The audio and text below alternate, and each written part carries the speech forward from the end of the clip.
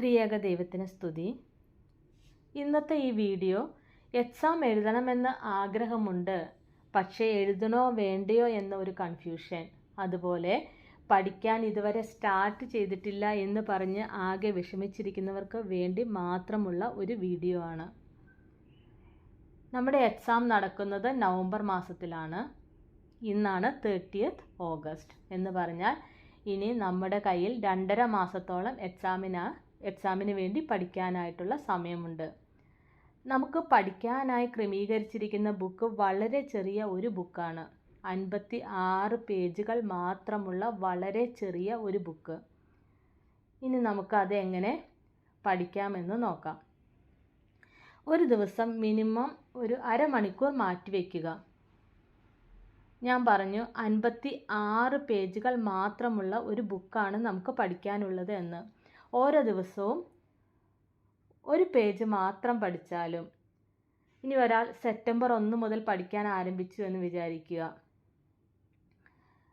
ഒരു പേജ് മാത്രം പഠിച്ചാൽ പോലും ഒക്ടോബർ 26 ആകുമ്പോഴേക്കും ഫുൾ ബുക്ക് പഠിച്ച് തീർന്നിട്ടുണ്ടാകും.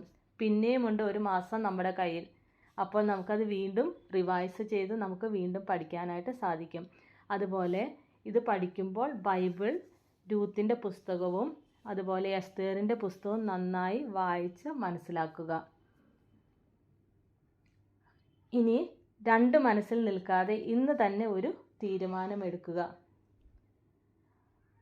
ഒരു കാര്യം മനസ്സിലാക്കുക, ഈ പഠനം വെറും ഒരു എക്സാമിന് വേണ്ടിയുള്ള പഠനം എന്നതിലുപരി ദൈവവചനം പഠിക്കാനുള്ള ഒരു അവസരമാണ് എന്ന കാര്യം മറക്കാതിരിക്കുക. ദൈവവചനം നാം പഠിക്കുമ്പോൾ ആത്മീകമായി ദൈവത്തോടുള്ള അടുപ്പം കൂടുന്നു.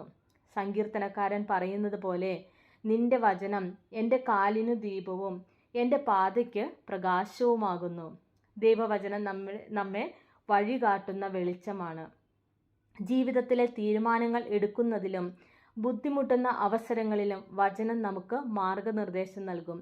അതുപോലെ ക്ഷമ, സ്നേഹം, വിനയം, കരുണ തുടങ്ങിയ ഗുണങ്ങൾ വളർത്താൻ ദൈവവചനം നമ്മെ സഹായിക്കും.